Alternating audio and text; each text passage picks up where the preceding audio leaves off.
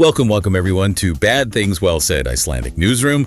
It is Friday, October 10th, 2025. And if you, our very perceptive listener, are trying to make sense of this week's news, well, you might be feeling a bit dizzy. Cognitive dissonance, perhaps. Oh, it's practically the national sport here, isn't it? You know, you've got genuinely serious global stuff happening, whispers of a historic Gaza peace deal, incredibly fragile, but still.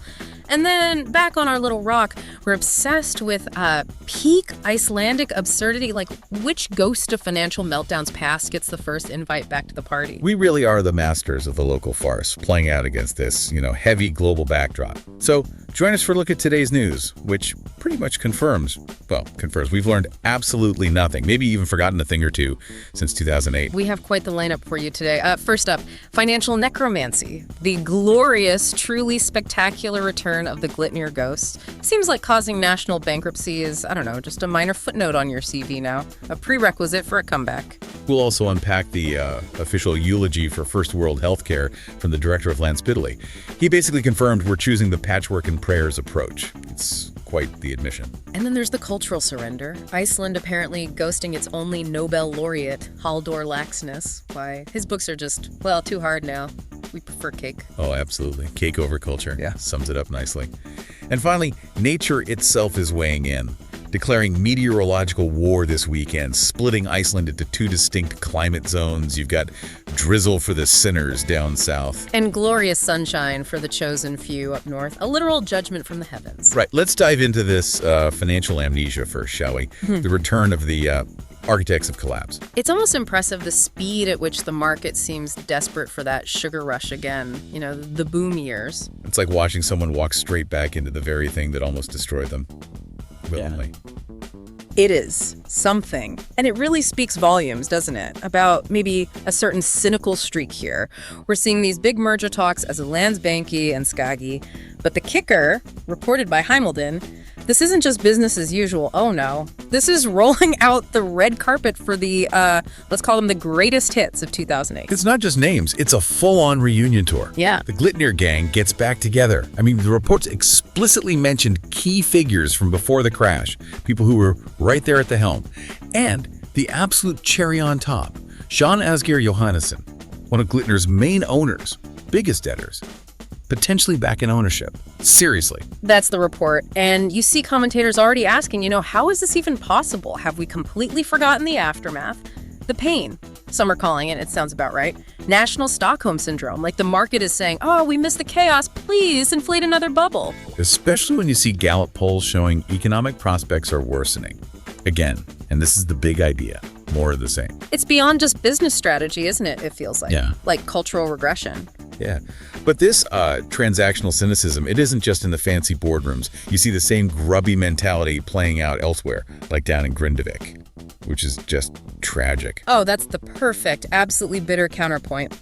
While these guys are plotting billion-kroner deals, you've got the Housing Appeals Committee, the Kerunafend Husamala. I'm saying that right. What do they have to do? They had to issue seven formal rulings to force landlords. To do what? Pay back rent. Exactly, to reimburse tenants for rent they charged after Grindavik was evacuated, after it was declared a disaster zone in 2023. Wait, they were charging rent for homes people couldn't even get to? Homes possibly about to be swallowed by lava? That's precisely it. Homes sitting on active seismic faults. Inaccessible, uninhabitable, Yeah. And landlords were still sending invoices. I actually have no words for that level of petty greed. Oh. A government committee had to step in and state the obvious. You can't charge rent for a house in an active volcano zone.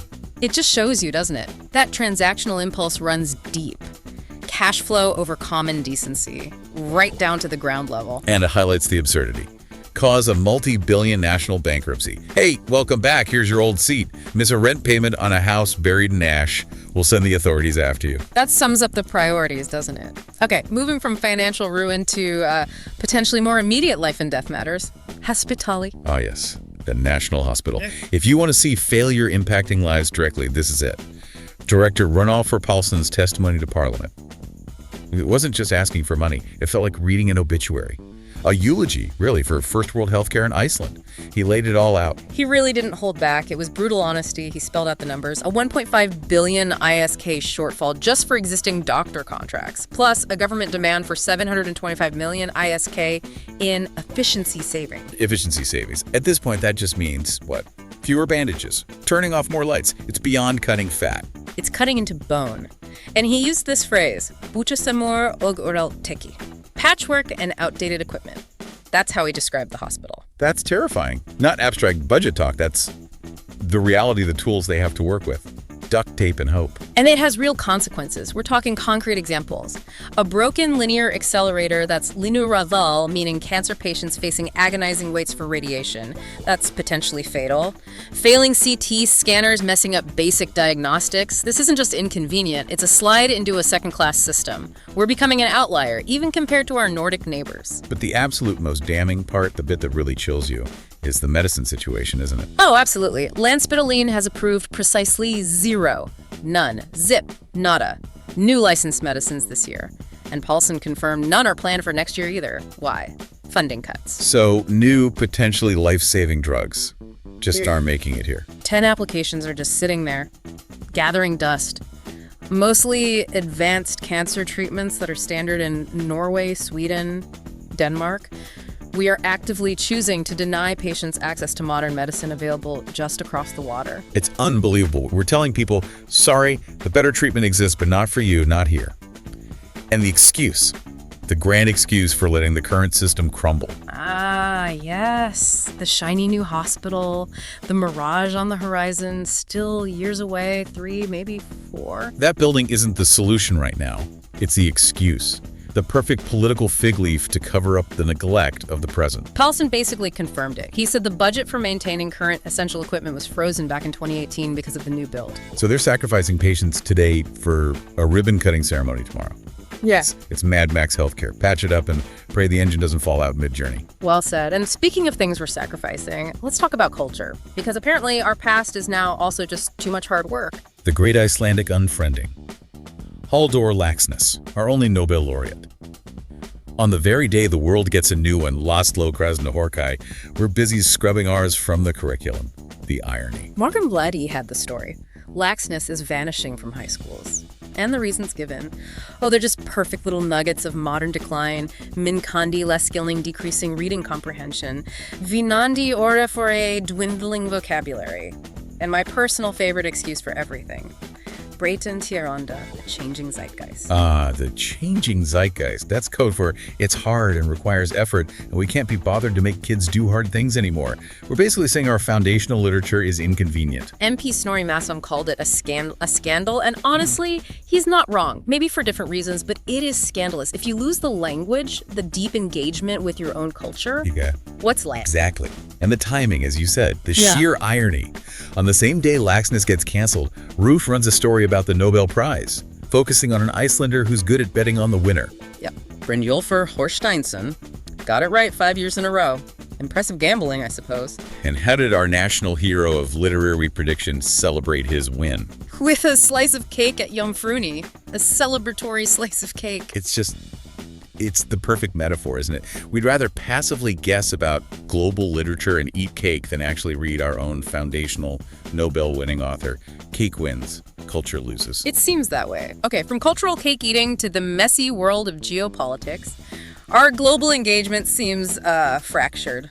All over the place, really. Well, take the timing around the Gaza ceasefire news. Pure diplomatic gold for Iceland, wasn't it? The Palestinian foreign minister, Dr. Farsan Agabekian, was actually in Reykjavik when it broke. Yeah, perfect timing for Prime Minister Kristrún Frostadóttir. She got to stand there look incredibly statesman-like. Talk about a historic day of hope. Great pictures, great sound bites. Textbook PR win. But then you look at what the actual Icelandic public thinks, or at least wants. The Eurovision trap. Right. New Gallup poll. 58% of Icelanders want to boycott Eurovision if Israel participates. That's a pretty clear, popular stance, a moral line in the sand. A moral line drawn in sand that's about to be washed away by the tide of European broadcasting politics, unfortunately. Pretty much. Because Austrian and German media are reporting that Austria, the host nation, might cancel or move the whole thing if Israel is banned. So our heartfelt stand. Kind of irrelevant in the face of broadcast deals and big nation politics. So we had the official statecraft looking hopeful, we have the popular protest demanding a boycott, and then there's a third foreign policy track running simultaneously. Indeed, high-risk, direct action activism, embodied by Magustina Margrethe Kristen Blundell, the musician and activist, still detained in an Israeli prison after the Freedom Flotilla interception. The reports coming out about her treatment sound grim. Forced kneeling, coerced statements. It's serious. So you've got the formal diplomacy, the popular protest, and the activists risking everything, all happening at once. It's not one coherent foreign policy. It's three different approaches crashing into each other. Total disconnect. Okay, let's bring it back home. From global chaos to our reliably absurd local chaos. Time for the briefing room grab bag before we get the weather verdict. Sounds good. First up, Reykjavik's favorite never-ending argument. Sundabraut. It's back. Like a recurring municipal dream, or maybe nightmare. Vegagerin, the road authority, has poked the bear again. Their recommendation, a bridge, brew, not a tunnel, jargon. And the crucial reason, better for cyclists and pedestrians, which naturally triggered the Pavlovian responses from the usual suspects. Oh, immediately. Dager B. Eggertson firing up about tunnel advantages, Gloger Horiarson worrying about land development. It's not really about transport planning anymore, is it? No, it's a ritual. Yeah. A comforting local drama we replay every few years. We'll probably still be arguing bridge versus tunnel when that new hospital finally opens. If it opens. Provides a sense of stability, I guess. Okay, next item. The accidental global health ambassador. Right. Christiana Rutt Aladotter's baby, Yrsa. Getting glasses. The video goes mega viral, 140 million views. And then shared by Britney Spears. It's the most wonderfully weird story. An Icelandic baby's simple moment becomes this global phenomenon. And genuinely useful. Apparently, it prompted parents worldwide to get their kids' eyes checked. Accidental public health service via Britney. You couldn't make it up. Truly bizarre. Which brings us to something else slightly bizarre. Suspiciously positive news. Exactly. I'm getting unnerved by this cluster of good news in sports. Latin dance pair Hanarun Oladottir and Nikita Basev. World number one. Amazing. And basketball talent August Goey Cartensen signed by Bayern Munich. Also fantastic news. It is fantastic, but isn't it a bit much? All at once. Statistically, it feels unlikely. I find myself getting suspicious. You think it's a diversion? Hiding something? I don't know. Is there a hidden high-risk investment clause in their contracts? Is the dance floor secretly owned by, one of the Glitnir ghosts? This much undiluted success feels un-Icelandic. We should stay alert. Always pays to be cynical. All right, let's move to the final, most reliable truth, the weather, which is apparently issuing a moral judgment this weekend. It really is. Meteorologists are calling it the Great Divide. A massive weather system is literally splitting the country in two, geographically and perhaps morally. So for the south and west, that includes us here in Reykjavik, the perceived sinners, the forecast is bleak. Bleak is putting it mildly. Continuous soul-crushing drizzle. Sam Feld Soldereining, that's the official term. Just gray, weeping skies, apparently until Tuesday. For punishment for everything, I guess. For the righteous folks in the north and east, they get the reward. Bjart Fieri. Clear skies, sunshine, warmth. Thanks to the phone effect, temperatures could hit 14 degrees Celsius. 14 degrees. While we're contemplating existential dread under a permanent damp cloud, they'll be basking. Smugly basking, no doubt. Nature has chosen sides. It certainly seems that way, a clear meteorological verdict. So if you're listening in Reykjavik, you have two rational choices this weekend.